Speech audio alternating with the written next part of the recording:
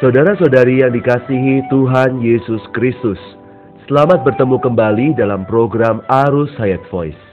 Tema kali ini adalah Adam yang akhir menjadi roh pemberi hayat. Pembacaan Alkitab diambil dari kitab 1 Korintus pasal yang ke-15 ayat 45. Seperti ada tertulis, manusia pertama, Adam, menjadi makhluk yang hidup.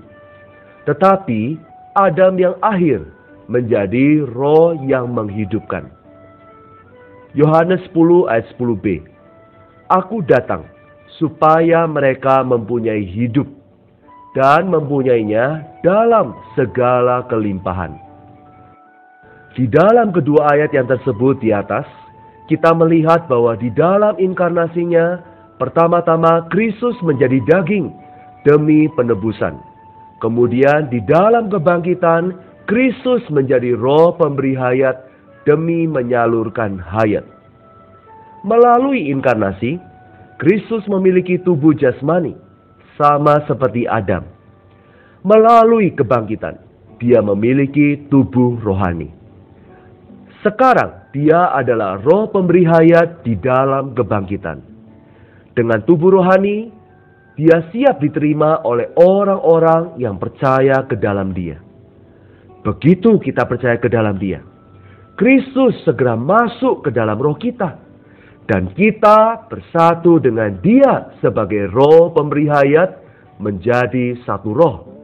Ini yang tertulis di dalam 1 Korintus 6 ayat 17. Tetapi siapa yang mengikatkan dirinya pada Tuhan menjadi satu roh dengan dia.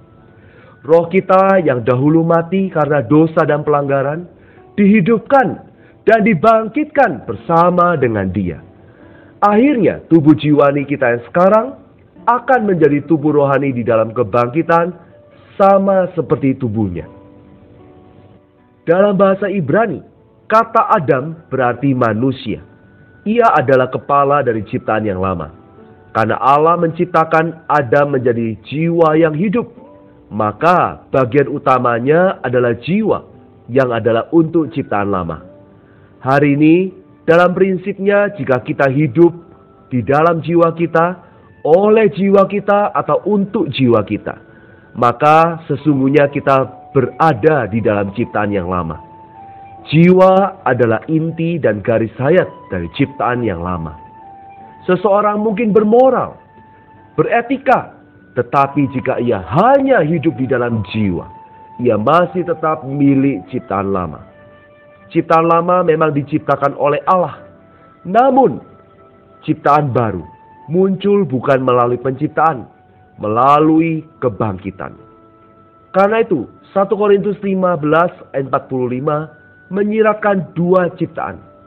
Ciptaan lama dengan manusia sebagai jiwa yang hidup menjadi inti dan garis hayatnya.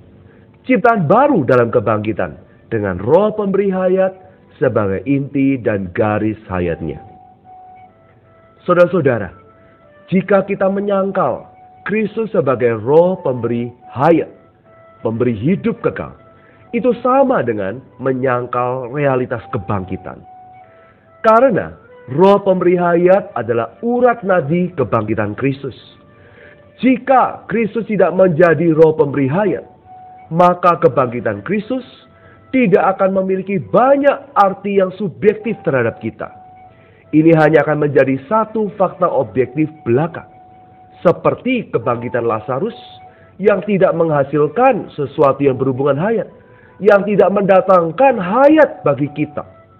Namun, puji Tuhan saudara, kebangkitan Kristus mutlak merupakan perkara yang berhubungan dengan hayat. Karena dalam kebangkitan ini, dia menjadi roh pemberi hayat, unsur yang menunaskan ciptaan baru. Sebenarnya roh pemberi hayat ini tidak lain adalah Allah Tritunggal yang telah melalui proses. Allah yang menciptakan langit dan bumi ini telah menjadi manusia melalui proses inkarnasi. Dia mati tersalib dan masuk dalam kebangkitan. Sekarang dalam kebangkitan, dia adalah esens hayat untuk menunaskan kita sebagai ciptaan barunya. Kita telah menjadi ciptaan baru yang ditunaskan oleh Allah Tritunggal sebagai roh pemberi hayat. Jadi, definisi yang tertinggi dari kebangkitan adalah proses yang olehnya Kristus, Sang Adam yang akhir, menjadi Roh pemberi hayat. Hari ini, tidak banyak orang yang mengatakan bahwa Allah adalah Roh itu. Sebagai Roh itu, Allah tidaklah sederhana, karena Dia adalah Roh pemberi hayat yang al-muhid, yang meliputi segalanya. Roh ini mencakup keilahian, keinsanian, penghidupan insani, penyalipan, dan kebangkitan. Allah kita hari ini adalah Allah yang telah melalui proses. Karenanya Dia adalah Roh pemberi hayat yang al-muhid dan serba segala. Dia yang telah tersalib di atas salib adalah Kristus. Tetapi Dia yang masuk dan berhuni di dalam orang yang percaya adalah Roh itu. Ini adalah Roh pemberi hayat yang al-muhid, yang merupakan berkat Injil yang al-muhid dan ultima. Berkat Injil yang terbaik. Jadi, ketika kita percaya kepada Tuhan Yesus, menerima Dia sebagai penebus kita, maka sesungguhnya Roh pemberi hayatlah yang masuk ke dalam kita.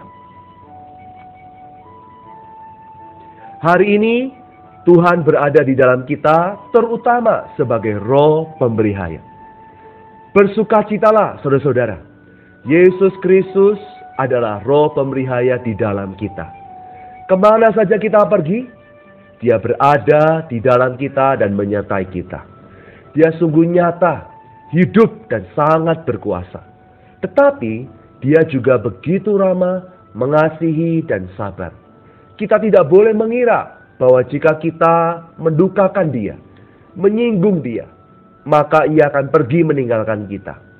Semakin kita menyinggung Dia, mendukakan Dia, semakin Ia meyakinkan kita bahwa Dia tidak akan pernah pergi dan tidak akan pernah meninggalkan kita. Kesimpulannya, saudara-saudara, Tuhan Yesus seharusnya kita nikmati setiap hari. Tidak hanya sebagai Tuhan yang berada di sorga. Ia telah menjadi Roh pemberi hayat. Dia sudah datang untuk berhuni di dalam roh kita. Dan Dia terus-menerus memberikan hayat, menyalurkan hidup yang kekal kepada kita. Hayat ini tidak lain adalah dirinya sendiri. Dan Dia ingin kita memiliki hayat kekal ini dengan segala kelimpahannya. Puji Tuhan, Kristus Adam yang akhir ini telah menjadi Roh pemberi hidup kekal yang terus-menerus menyalurkan dirinya ke dalam kita dan menyertai kita sampai selama-lamanya. Mari kita berdoa. Tuhan Yesus, terima kasih Tuhan, Engkau memberikan berkat Injil yang terbaik, yaitu diri-Mu sendiri yang kami terima di dalam roh kami. Terima kasih Tuhan, Engkau telah menjadi Roh pemberi hidup yang kekal, supaya kami memiliki hidup dan memilikinya dengan segala kelimpahan. Tuhan, Engkau tidak pernah berhenti menyuplai kami. Engkau tidak pernah berhenti menyertai dan menguatkan kami. Kami sungguh bersukacita bahwa Engkau ada di dalam kami. Terima kasih. Di dalam nama Tuhan Yesus kami berdoa dan mengucap syukur. Amin. Demikianlah firman Tuhan. Sampai bertemu di kesempatan berikutnya. Kasih karunia Tuhan Yesus Kristus menyertai kita semua. Amin.